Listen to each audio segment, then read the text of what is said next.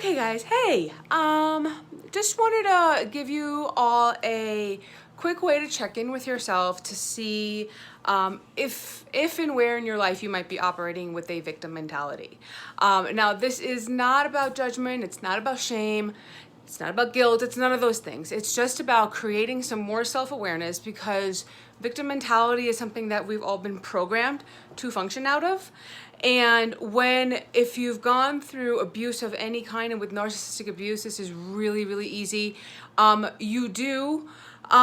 some point, you will take that abuse and it will become a part of the way that you think about yourself.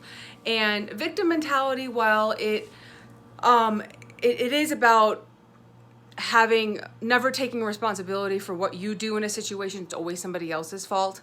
There is also the flip side of that is also, well, not really flip side, but along with that also comes this sense of entitlement to people, to things, whatever. So you may blame the universe, God, or whatever on not making the money you want, because after you saw somebody else make more money than you, that you don't think that they're worth, or that they don't do a work that's worth that, but you think you do. All right, so there's a sense of entitlement there. And this happens in so many situations. So a really quick way, and this is a really, really simple thing, and I still use this all the time. This actually helped me a lot as far as navigating where I was. Excuse my dog.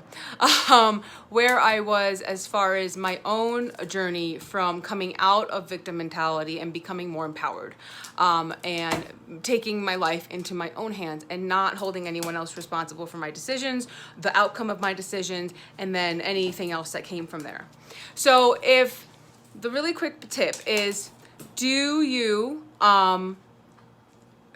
how do you react when somebody places a boundary, or if there is a boundary placed in front of you? So this could be free access to someone's information. It could be relationship stuff, like if you're in a relationship with someone and you constantly use them as a way to vent. This is very common in a lot of unhealthy relationships, and I am the first one to say that I used to do this too. But whenever, if you vent too often to your partner and there's just not a balance to it, a balance could be allowing them to vent to you if they're the type to do that, or giving them praise along with the venting and the criticism that sometimes goes along with that. If there's not a balanced energy exchange in that, and the partner all of a sudden puts up a boundary and be like, babe, I'm just not I can't listen to you talk about this anymore. How you react to that boundary will give you a really good idea as to whether or not you're operating out of victim mentality. So if you are operating as a victim, when that boundary gets put in place, you will get upset. You will probably throw a tantrum of some sort, whether you do it on your own or if you do it in front of them is, dependent on, your circumstance and who you are as a person. And there could be silent treatment involved. There could be a fight. If you get triggered by a boundary being placed, that is a really good indication that you are operating from a victim place, and that victim place has become codependent. And codependency is just another facet of victim mentality. It's just another way of phrasing it, looking at it, operating from that kind of core issue. So how you react to boundaries is a really good way to find out where in your life you are operating as a victim. Now, whether or not you and if you don't feel any kind of way with the boundary, it's a really good idea that you're like, okay, this person just doesn't want to be involved in this. This is not for them. Totally fine, and you can go on with your day and you're totally good with it. Or it's a teachable moment for you for something else. All right, good. That's not an area where you're operating from as a victim. But if you get triggered and you either get angry, upset, petty. Petty is a really big one. I know petty is really glorified right now, especially with memes and all. And I'm meme queen. Like, if you've ever watched my stories, 90% of it is memes because I think they're very, very relatable, and they can get your point across really easily.